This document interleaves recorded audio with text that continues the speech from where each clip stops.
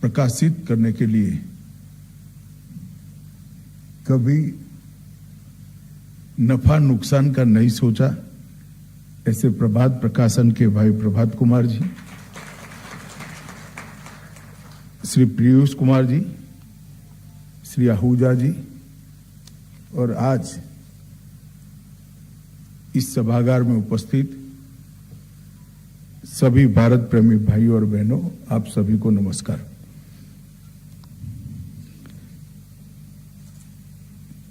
आज मैं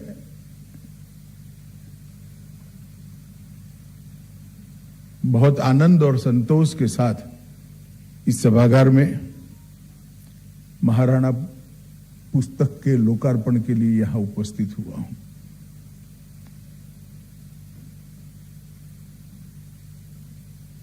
थोड़ा प्रभात भाई को मैंने आने की हाँ बोलने के बाद दिल्ली के जगत में थोड़ी बात फैलने लगी। कई लोगों के मुझे फोन आए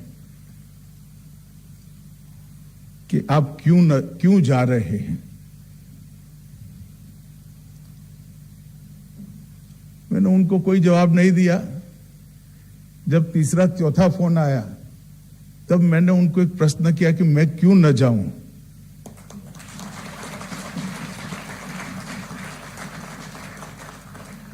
मगर जिन्होंने मुझे सवाल किया था कि आप क्यों जा रहे हैं, उनको आज मैं सार्वजनिक रूप से कहना चाहता हूं। मैं इस मंच पर आया हूं 800-900 साल की स्वाधीनता की हमारी लड़ाई, जिस लड़ाई के कारण आज भी हम अक्षुण्ण बचे हैं, गौरव के साथ दुनिया के सामने खड़े हैं। ये लड़ाई लड़ने में शहीद हुए हजारों करोड़ों लोग, जिन्होंने मृत्यु को बहुत साहसिकता के साथ स्वीकार किया, जिन्होंने कच्ची पल तक अपने परिवार, अपने जीवन, अपने शरीर की न सोची, केवल और केवल ये विचार के साथ कि हजारों साल की बहती हुई संस्कृति के धारा प्रवाह को कोई रोक न पाए और अक्षुण्ण रूप से धारा प्रवाह और हजारों साल तक चलता रहे, इसलिए मुझे मेरा जीवन देना है। इन सबके जीवन को श्रद्धांजलि देने के लिए मैं आया हूं। वो अमर हुतात्माओं के वो निर्णय की अनुमोदना करने आया हूं कि आज आपकी सैकड़ों साल की लड़ाई के कारण ही भारतीय संस्कृति, हमारा धर्म और हमारे विचार बचे भी है, संरक्षित भी हुए हैं, संवर्धित भी हुए हैं और विजयी भी हुए हैं। मैं सबसे पहले डॉक्टर ओमेंद्र रत्नू को बहुत बहुत साधुवाद देना चाहता हूं कि इन्होंने ढेर सारे लेख, ढेर सारी किंवदंतियां, ढेर सारे कविताओं को खंगाल कर 1000 साल का सिसोदिया वंश का इतिहास को एकत्रित कर हमारी भावी पीढ़ी के सामने रखने का काम किया है। इससे न जाने कितने हजारों युवाओं को, लाखों युवाओं को काम करने की प्रेरणा मिलेगी। उनका परिचय हमारे गौरवशाली पूर्वजों के साथ होगा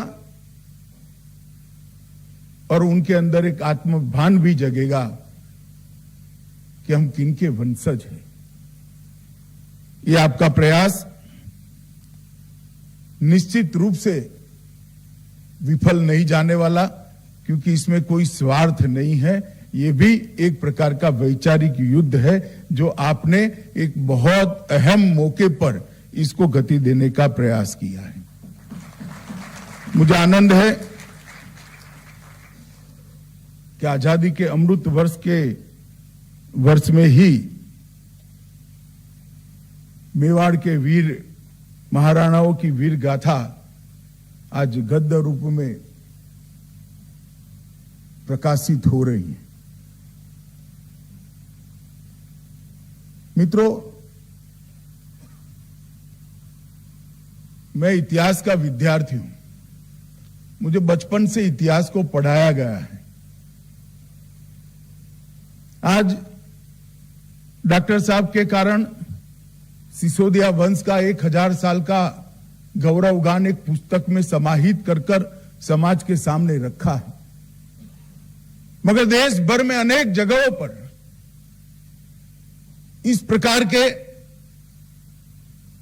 अनेक राजा महाराजाओं ने, अनेक वीर योद्धाओं ने और समाज जीवन के नीचे से नीचे तबके के अनेक योद्धाओं ने ये लड़ाई को लड़ा है। चाहे ठेठ आसाम में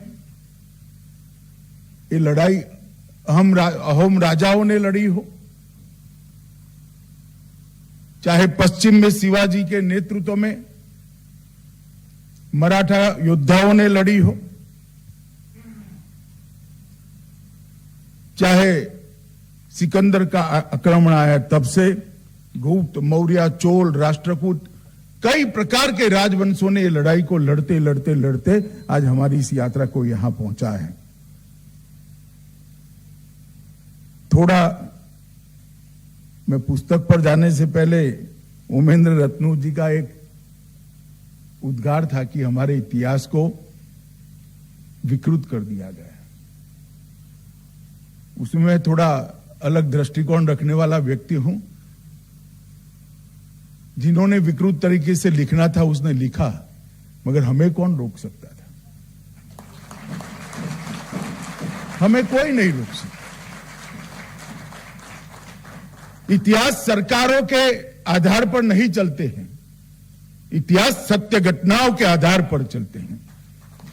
और इतिहास, मैं आपको आज भी कहना चाहता हूं उमेंद्र जी, आपका ये पुस्तक बहुत मददरूप होने वाला है आगे के दिनों में हमारे इतिहास को एक मकाम, एक पीढ़ियों तक आगे ले जाने में। मगर इतिहास पुस्तकों के भी मोहताज नहीं है। इतिहास एक अंधेरी रात में चमकती बिजली की तरह है जो अपना प्रकाश खुद बिखेर देते हैं।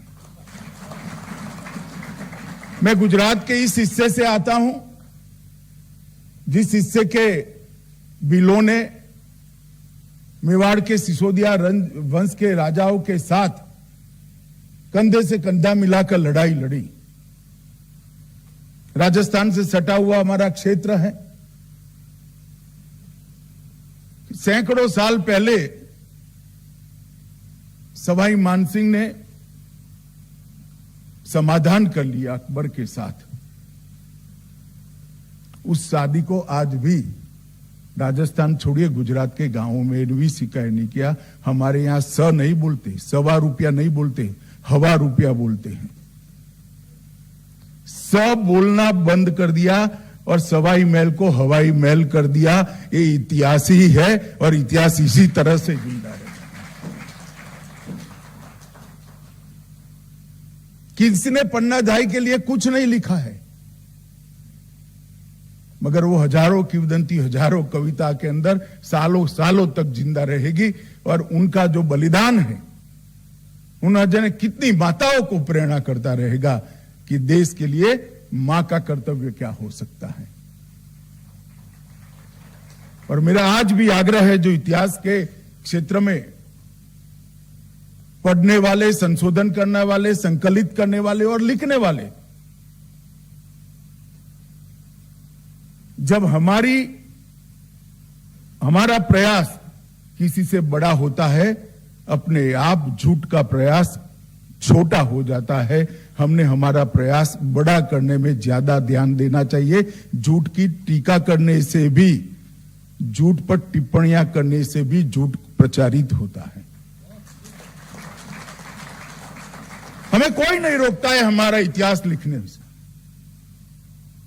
अब हम स्वाधीन हैं, किसी के मोहताज नहीं हैं। हम हमारा इतिहास खुद लिख सकते हैं। और डॉक्टर साहब, आज आपने भी इतिहास ही लिखने का काम किया है और गौरवपूर्ण इतिहास लिखने का काम किया है। मैं आपको बहुत बहुत बधाई देना चाहता हूं। कोई भी समाज को अगर अपने उज्जवल भविष्य को बनाना है तो अपने इतिहास से प्रेरणा भी लेनी चाहिए, अपने इतिहास के आधार पर उससे सीख भी लेनी चाहिए और अपने इतिहास से सीखकर समाज के नाते अपना आगे का रास्ता भी प्रशस्त करना चाहिए। ये बात सही है, कुछ लोगों ने इतिहास को इस तरह से लिखा जिससे निराशा का जन्म हो, मगर मैं आपको बताना चाहता हूं कि ऐसी भूमि है जहां निराशा टिक ही नहीं सकती। 25, 50, 100 साल बस हो गया, अंत में विजय तो सत्य का ही होता है और सत्य का ही हुआ है। और उमेंद्र जी ने जो प्रयास किया है उसमें 1000 साल का इतिहास बापा रावल से लेकर आज तक का एक गौरवपूर्ण इतिहास को उन्होंने कुछ पृष्ठों के अंदर समाहित करने का प्रयास किया है। इस पुस्तक को अगर आप बारीकी से देखोगे तो कई चीजें दिखाई पड़ेगी। एक किंवदंतियां थी कि हम अपने सीमित स्वार्थ में बंध कर रहते थे, ये देश कभी था ही नहीं। इस देश के अंदर सब अपने अपने निहित स्वार्थ के अंदर ही जीवन जीते थे। युद्ध लड़े वो भी अपने सम्मान के लिए लड़े, अपने अभिमान के लिए लड़े, संख्या बल एकत्रित नहीं कर पाए। इस पुस्तक को पढ़ोगे तो मालूम पड़ेगा प्रतिहार राजाओं को, नागभट्ट और पुलकेशी को कैसे बापा रावल ने साथ में लेकर इस्लामी आक्रमण को नेस्त नाबूद किया था। सिर्फ 6000 सैनिकों के आधार पर 50,000 से बड़ी अरबों की फौज को दिन में तारे दिखाने का काम वीर बापा रावल ने किया था। वो जन्म से राजवी नहीं थे। और आज इसलिए देश का पश्चिम क्षेत्र आज भी बापा रावल का नाम आते ही बच्चा बच्चा सम्मान के साथ, गौरव के साथ उनकी स्मृति को अपने आत्मा के साथ जोड़ता है। और बापा रावल का ये जो प्रयास था, इसने 500 साल तक देश की पश्चिमी सीमा से आक्रमण नहीं होने दिया। कोना तो ये भी था, कच्छ वाला कोना भी था, और वहां से कई आक्रमण हुए भी, मगर हर बार उनको वापिस भेजा गया। रावल खुमान का इतिहास भी यहां पर बहुत अच्छे तरीके से रखा है। शायद आज के विद्यार्थियों ने रावल खुमान का नाम भी न सुना हो। उन्होंने कई बार परदेसी आक्रामकों को बाहर तक खदेड़ने का काम किया। रावल रतन सिंह और खुमान के कालखंड में भी लगभग 40 राजवंशों को एकत्रित कर एक मजबूत प्रतिकार देने का काम यहां से हुआ था।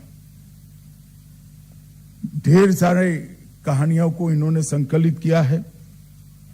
महाराणा लक्ष्मण सिंह, राणा कुंभा, राणा सांगा और महाराणा प्रताप तक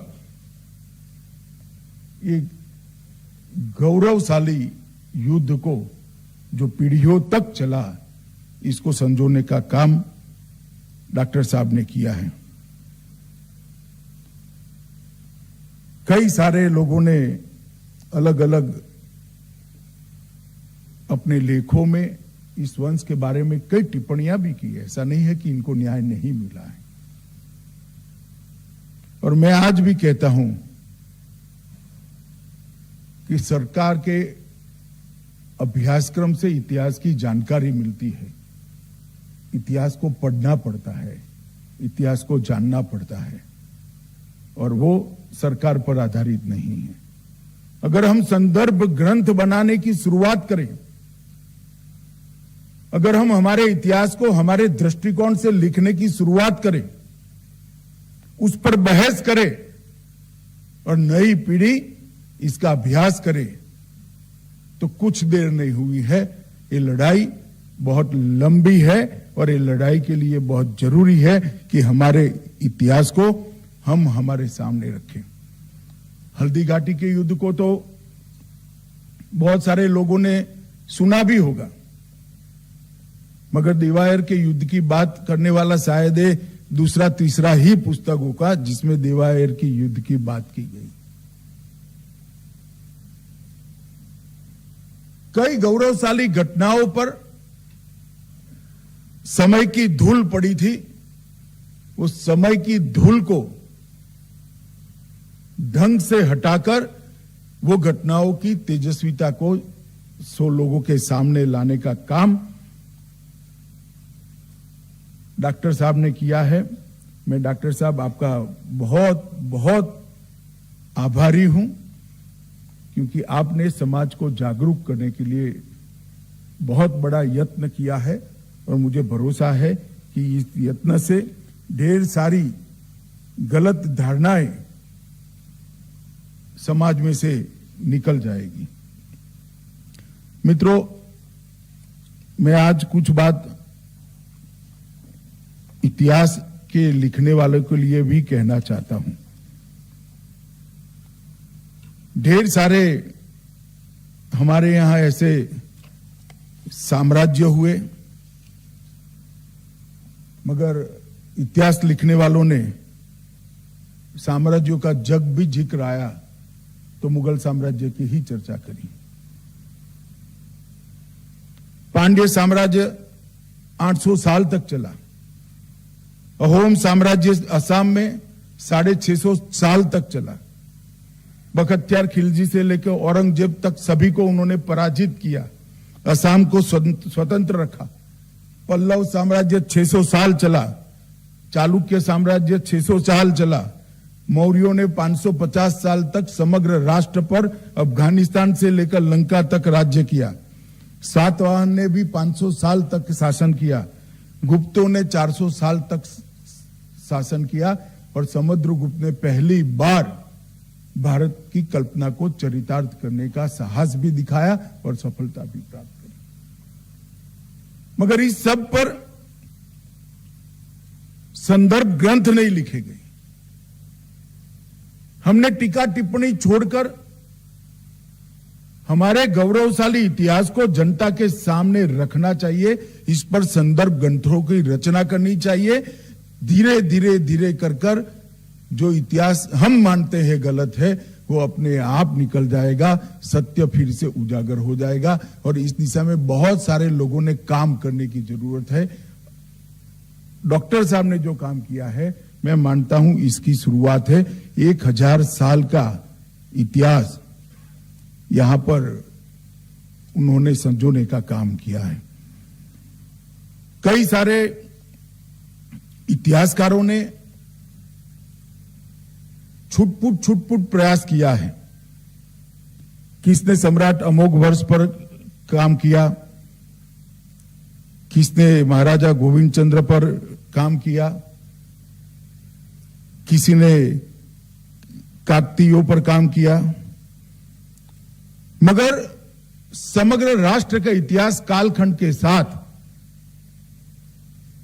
इतिहास के विद्यार्थियों को संशोधन करने के काम में आए ऐसी रेफरेंस बुक, संदर्भ ग्रंथ के रूप में नहीं लिखा गया। और ये समय की जरूरियात है। भारत सरकार भी इसमें इनिशिएटिव ले रही है।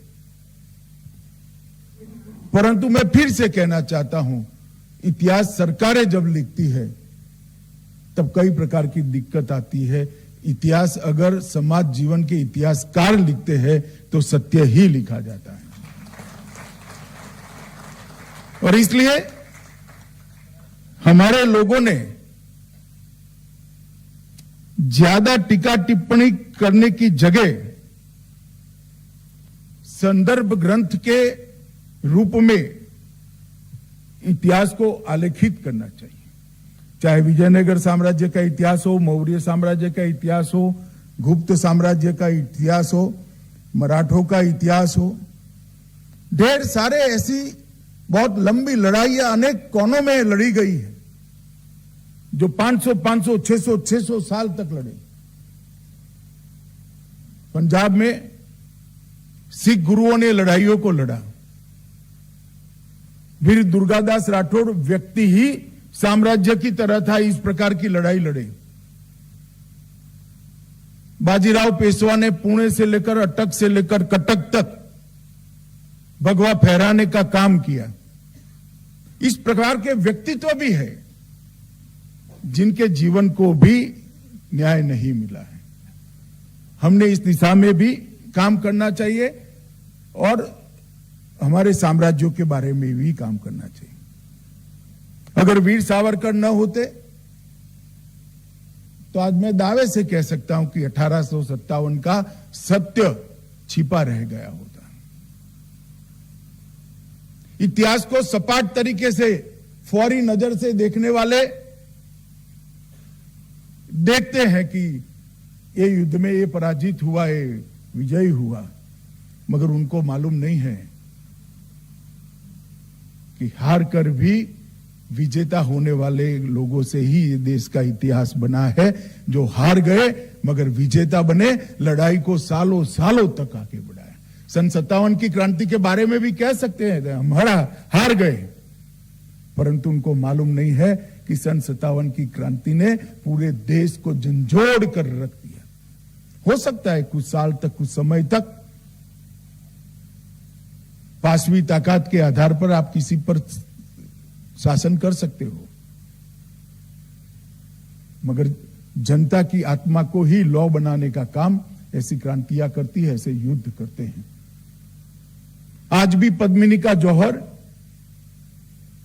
देश भर के, चाहे पुरुष हो चाहे स्त्री हो, हर व्यक्ति को गौरव के साथ सर ऊंचा कर जीने के लिए गौरव प्रदान करता है कि स्त्री अपने आत्मरक्षा के लिए उच्च से उच्च बलिदान कैसे दे सकती है। ये इसका उदाहरण था।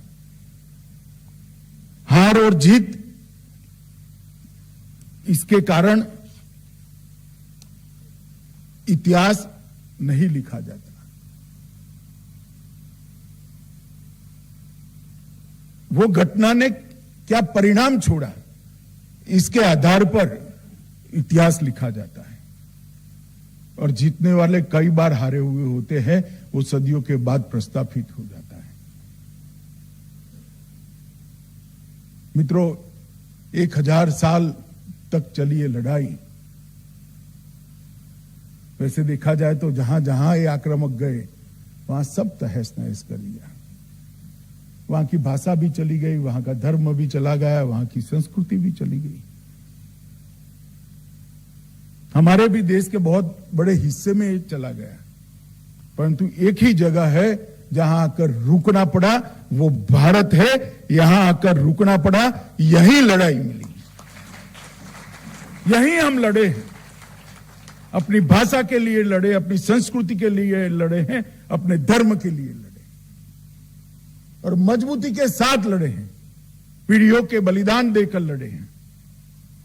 और आज मैं गर्व के साथ कह सकता हूं कि 1000 साल की लड़ाई में जिन जिन बलिदानियों ने बलिदान दिया था, आज वो पुण्यात्मा जहां पर भी होंगे, उनको भारत का पुनरुत्थान देखकर उनकी आत्मा को जरूर शांति मिलती है। फिर से एक बार गौरव के साथ दुनिया के सामने खड़ा होने का समय आ गया है और देश खड़ा हो रहा है, सरकारों से नहीं होता है। समाज जीवन में जागृति की चिंगारी पनपती है, फैलती है और वो आग में बदलती है, तभी जाकर परिवर्तन आते हैं, तभी जाकर समाज का गौरव जागरूक होता है। सालों के बाद आज लाखों बलिदानियों के बलिदान पर गौरव ले, इस प्रकार की समाज की जागृति आज समाज में देखने को मिल रही है। सालों के बाद हमारी संस्कृति को दुनिया भर में स्वीकृति मिले, इस प्रकार की स्थिति को हम देख रहे हैं। सालों के बाद समग्र दुनिया में देश का गौरव बढ़ता हुआ हम देख रहे हैं। अगर ये लाखों बलिदानियों ने बलिदान न दिया होता तो शायद आज ये दिन देखने हम सबके लिए भी भाग्य में नहीं होता। मैंने पुस्तक को पूरा तो नहीं पढ़ा है, मगर कुछ प्रकरण को मैंने जरूर पढ़ा है। बहुत मेहनत की है डॉक्टर साहब ने, बहुत सारे रेफरेंसेस, बहुत सारे इतिहासकारों के उद्गारों को, उनके लेखों को अंदर प्रमाण के रूप में भी रखा गया है। मैं जरूर चाहूंगा कि इतिहास के विद्यार्थी 1000 साल के अपराजित हमारे संघर्ष को, एक ही वंश के गौरवमयी बलिदान को जरूर पढ़े, जरूर जाने। और आज हम यहां पर हम खड़े हैं तो इसकी कीमत सैकड़ों सालों पहले किस तरह से चुकाई गई है, इसका आत्मबोध हमें हो, वो बहुत जरूरी है। मैं फिर से एक बार डॉक्टर साहब को, और मैं फिर से कहना चाहूंगा, क्योंकि मैं जानता हूं प्रभात भाई कभी भी प्रॉफिट होगा या लॉस नहीं देखते हैं। राष्ट्रवादी विचारों का प्रचार करने वाले हर पुस्तक का वो प्रकाशन करते हैं, तो प्रकाशक और लेखक दोनों को मैं मन से बहुत बहुत बधाई देता हूं। और डॉक्टर साहब को भी कहता हूं कि आप भले अभी राजस्थान के हैं और सिसोदिया वंश के लिए काम किया है, मगर ईश्वर ने आपको एक प्रकार की कुनेह दी है, ईश्वर ने एक प्रकार की कला आपको दी है। भारत भर में जितने भी इस प्रकार के संघर्ष हुए, इसका एक अभ्यास करना चाहिए, इसको संदर्भ ग्रंथ के रूप में प्रकाशित भी करना चाहिए। और आज मैं इस मंच से देश भर के इतिहास का लेखन करने वाले भाइयों बहनों को भी कहना चाहता हूं कि अतीत को खंगाल कर वर्तमान के लिए पुनर्जीवित करना ही इतिहास का काम है। और आप अतीत के गौरव को खंगाल कर वर्तमान के लिए पुनर्जीवित करोगे, इसमें से ही उज्जवल भविष्य का निर्माण होगा, ऐसी मेरी पूरी श्रद्धा है। फिर से एक बार डॉक्टर साहब को बहुत बहुत बधाई देकर मेरी बात को समाप्त करता हूं। वंदे मातरम।